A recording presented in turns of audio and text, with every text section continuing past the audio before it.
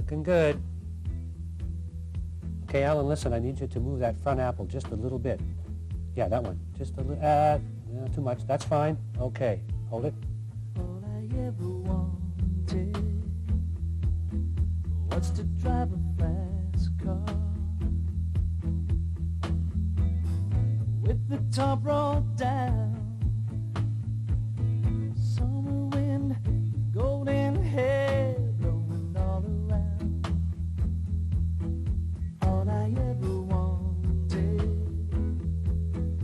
was to sing like Elvis. Road Stories with Allan Frew. Every single day, you work so hard, sometimes you play, yeah. And being happy, baby, drive those blues away. To get them off your shoulder, oh,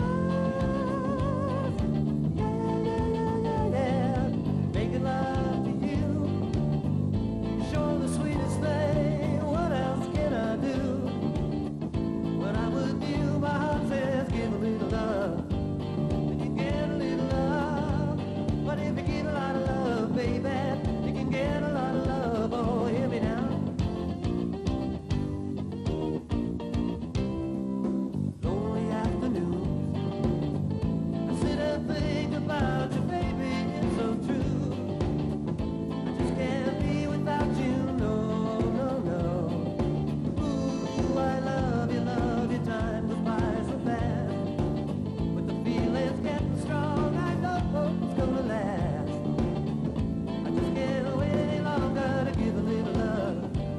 And you get a little love. But if you give a lot of love, baby, you can get a lot of love. Oh, watch me now. Now, as you saw at the beginning of the show, you got to meet Ken, and when will that first coat be dry? When do I have to go back up there and strip off again to finish his painting? Well, maybe in a few minutes after we're done the interview, maybe. Now, I'll tell you, I don't get naked very often in public, but he's a wonderful painter, and he talked me And he's into, wonderful naked.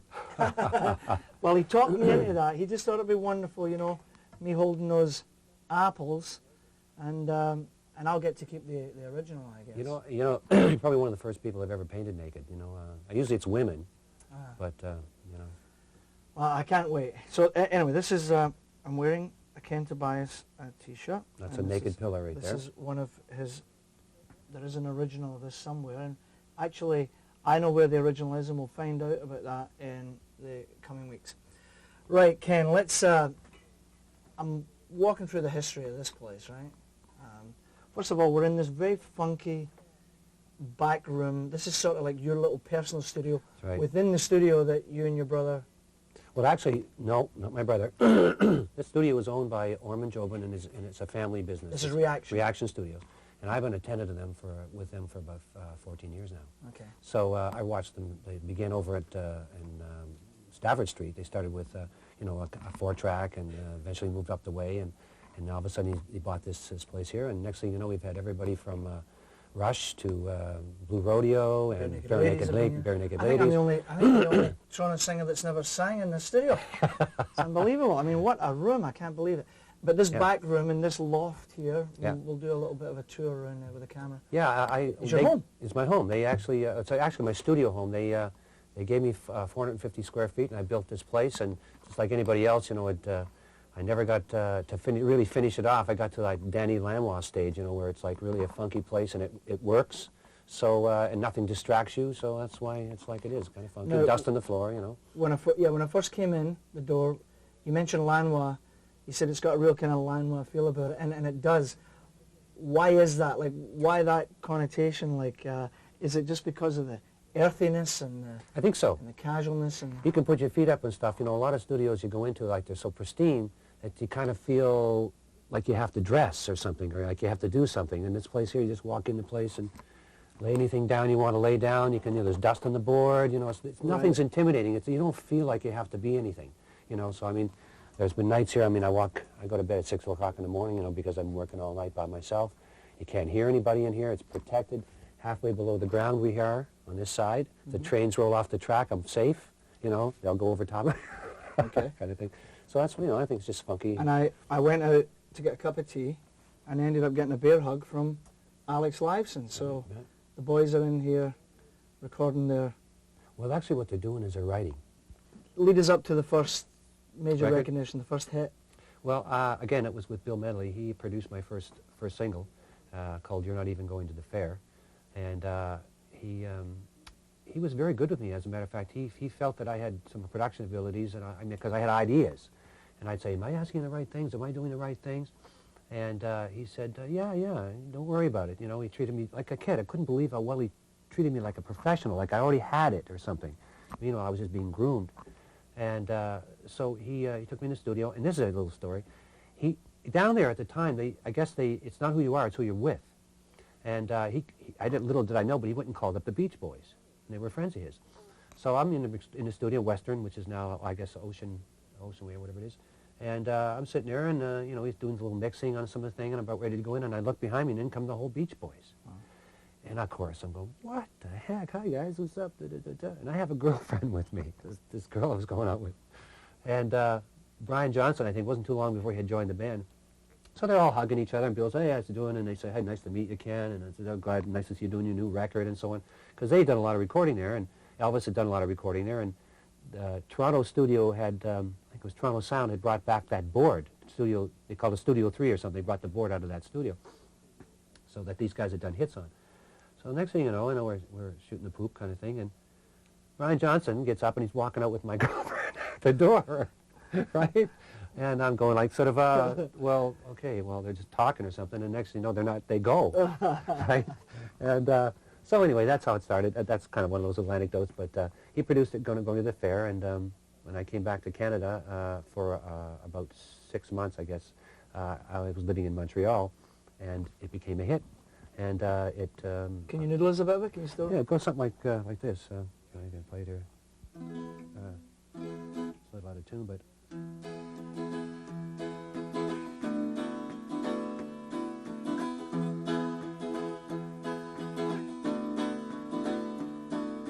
You're not even going to the fair.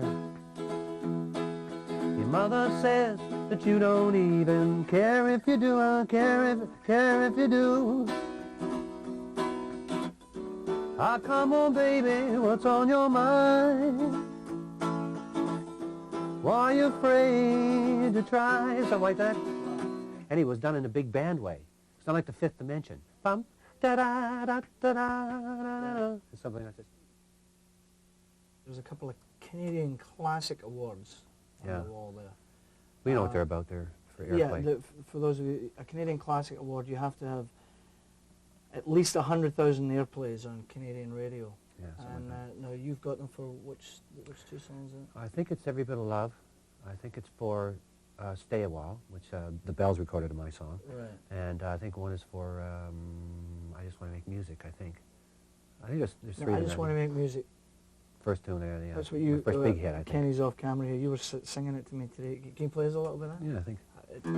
It is a classic. If we get this opening riff right.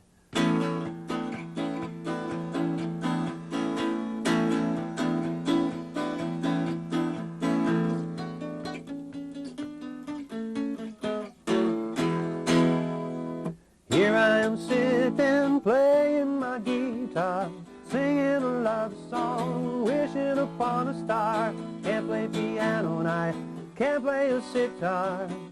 I just want to make music. Open the curtains and look through my window, watching the trees move and feeling the winds blow. My lady speaks softly and turns down the lights low. I just want to make music. I just want to make music all night long. I used to break my voice there. I just want to make music, sing my song, and all so on. Very cool. Anyway. What about the sort of evil trappings of this business? Did this Oh, yeah. philosophy help keep you grounded enough to, Yeah. you know, the old sex, drugs, rock and roll? Or did you? You know, we manage all to- went through the drug thing. You know, everybody did in those there. I know there's acid and all that kind of stuff. Because I mean, it was part of the music, and that was kind of working together a little bit because everybody was kind of opening their minds and kind of thing, and music reflected it. I got invited to a party once, and the invitation was like in silver, and it had a, you know, a wax stamp on it and the whole thing, and it said Masters of Sardonica. I had never heard of that term before, and so I said to my brother, I said, why don't we go to this thing and see what's up? And just to show you what Hollywood can be. You know, I know it's a business place, it's a place, you know, you can keep yourself straight, but there is some crap down there. And so we went to the party, and we was dressed up to the place, and we drove up to the door of this place. It was a warehouse, and couldn't hear any music or anything, and we opened a small door and went inside. There was a guy standing there, you know, and he says, just put your invitations on the table. Still couldn't hear anything. It was a small little room. He says, go through that door and just follow your ears. Okay. So meanwhile, it was like a front to a huge mother studio. And we walked corridors and going around like a labyrinth. We could start hearing music and this kind of thing. And eventually, we got to a room where it opened up, and I remember this dwarf ran by me. I said, what is going on? He was like kind of dressed in a jester's outfit. Coming up in the show. And you know the guy, right? And when we went into the place, like there was over 700 people just around the corner. There they were with a band at the time that was well known, and there were carafes of, like large carafes of wine. We stepped on a foot pedal and it came down. There were like bowls of cocaine on the table, and there were like beautiful women everywhere, like the Hollywood type, like out of Roger Rabbit, that sort of hair over one eye. And they were everywhere, but they were all together. And they were, you know, they're guys and stuff, but it was just very bizarre. And my brother and I said, what are we doing? What's going on here? And like this midgets were running around and this whole thing. And I thought, well, this is kind of weird. So we stuck around for a while, met some very interesting people, but I don't know. It was kind of right out of there. I didn't know what was going to happen after that. You know, it was good. The lights were going down. It could have been very And weird. you're probably not going to tell us what did happen after that. So if I was to go, stuck inside these four walls, sent inside forever. McCartney, you were going to tell us that. Oh, I remember I said I was doing this album in England at Air Studios, and he was doing Live and Let Die at the time in the big studio. And, you know, I'm standing there, we're listening to a mix back or something, I think just with Bill Price, a famous engineer. And I just looked over to the door, and there was McCartney standing in the doorway. Wow. And he was leaning against the door. It was like a painting. He was leaning with his foot up against the door, like just leaning back like this with a foot against the door. And he was listening, and I just looked over, and I guess he was trying to catch my eye for a minute, and I went, took my head back, I said, inside I went, oh my God, that's Paul McCartney. Oh, what do I do? Should I walk over? See, I had trouble moving my feet, and that's why I don't have a lot of pictures of me with people, because I was just too shy to do it, or I couldn't figure out how to do it. And so he looked over, and he was listening to music, he looked at me, and he went, pointed up, and he said, like, in other words, is that you? And I went like, yeah, and he went like this. And I turned my head back thinking, okay, now go over. And he was gone. He was gone. He must have been. And again, like one of my heroes, one of my total heroes.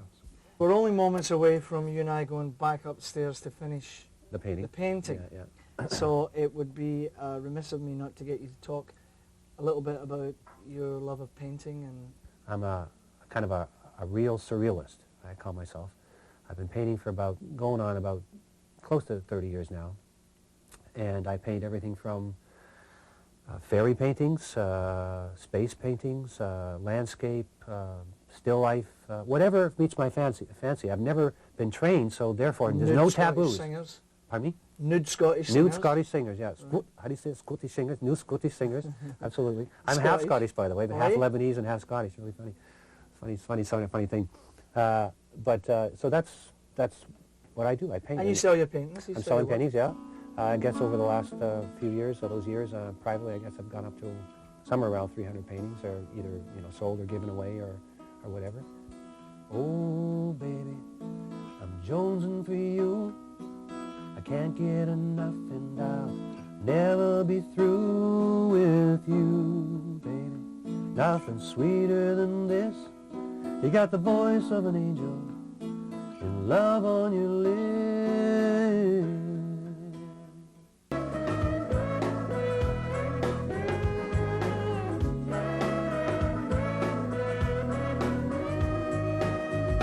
Shops in all the cheapest stores. Wicked little buzz. She's polyester to the core. Wicked little buzz. She's got a trim two-wheeler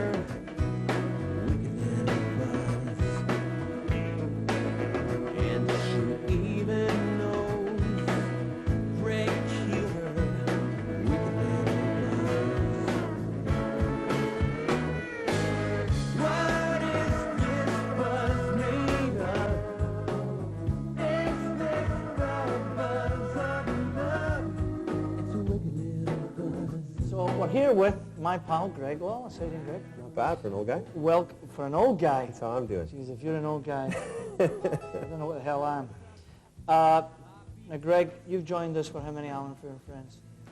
I think that I've been there for 4 out of the 5 past years, and I had a really good excuse the year that I had to bail, and that was that I was watching my first son being born.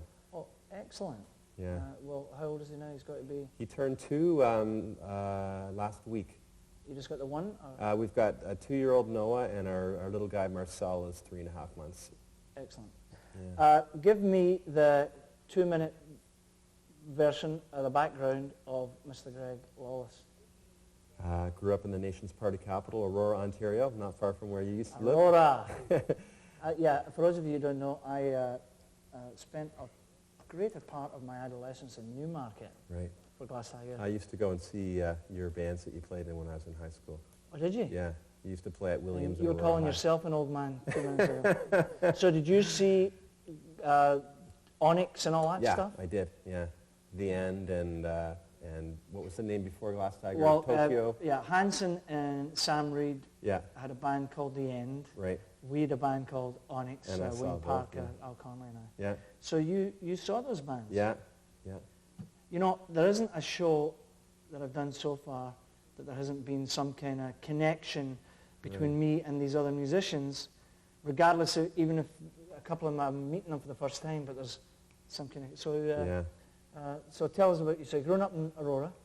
Grew up in Aurora, had a teacher, mom and dad, and so I had to go to university or I would have been disowned. So I ended up going to University of Ottawa and doing a French degree. But what I was spending most of my time doing was playing in a couple of musical outfits. I had a duo called Murphy's Lawless with a guy named Jim Murphy, really. That's original. And I had a band called Lawless Students, which was a bunch of university students at Ottawa U. And moved to Toronto in very late 80s, had a band called Blur Station that did what every other band does in Toronto, got a big following, a big buzz, went to make their record and then blew up. Right. And then, you know, took a little bit of time off to sort of redefine my direction. And in 1998, I put out my first solo CD, Greg Lawless Gregorian Chants, but with a different spelling, C-H-A-N-C-E. I've got a bit of a bad pun history. I can tell. Great. And the new ones, Wicked Little Buzz, which just came out last month. So when you were in the band stuff, did you tend to be the sort of the leader, you're the guy trying to bring it together? I've always been like the front man and songwriter guy, just because, I mean, I'm not a musician's musician, I'm a singer-songwriter. So I've always taken Pat Metheny's advice. I met him at Ontario Place when I was about 17, and I said, I know this is a lame question, but give me one piece of advice for a teenage musician. He said, always make sure that you're the worst musician in every band you're in, and you'll always grow musically. And I've always done that. I've always surrounded myself with really good players that make me sound good. Have you ever had that little thing I do at Allan Frew and Friends where I sort of go, I'll tell you something Yeah. I feel that you should know. Right. Well, Martin was the guy that sort of basically taught me how to play guitar better than I could at the time. And he was certainly the first person that I started sort of creating chords and saying, wow, I could do my own melodies. Right, so I'm going to try and, you're a far superior guitar player to me, but I'm going to try and accompany you on one of your songs here, right? Let's do one with 2 chords in it. Oh, that would help. That comes from the Allan Frew songbook of accompaniment. The intro and the chorus have a G and C. It's a G7 or something, right? And when we get to the verse, just hang on G.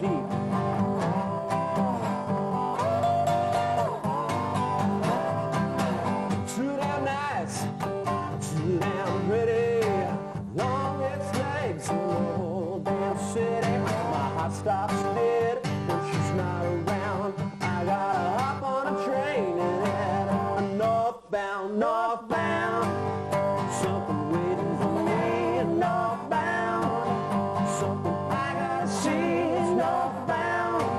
I tell you honestly, well, by George, that girl, it makes me kind of nervous. Probably should turn back, but I got no choice, 'cause it turns my crank just to hear her voice. Makes my body shake, my head spin round, makes me hop on a train. northbound, northbound. Something waiting for me, northbound. Something I gotta see, northbound. I tell you honestly, well, I guess it's time to wink on the old guitar.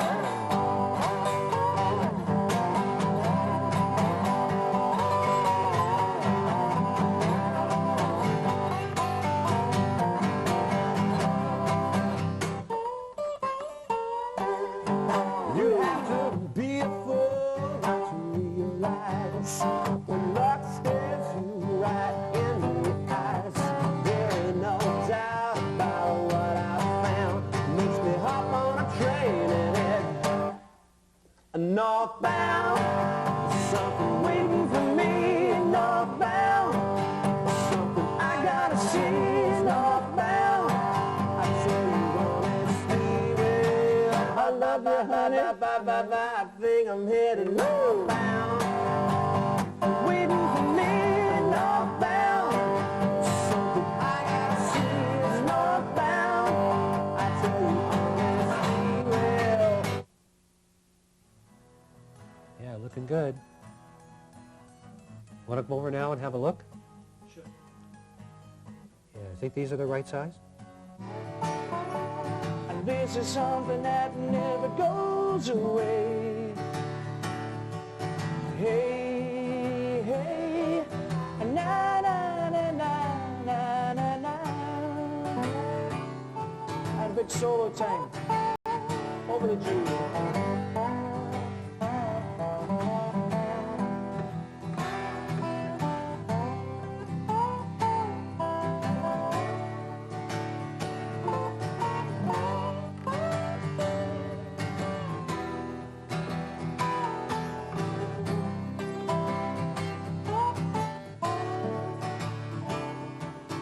How many times have you heard my confession? Every regret held in every reflection. But you know, and I know, honest words are precious and few. And I can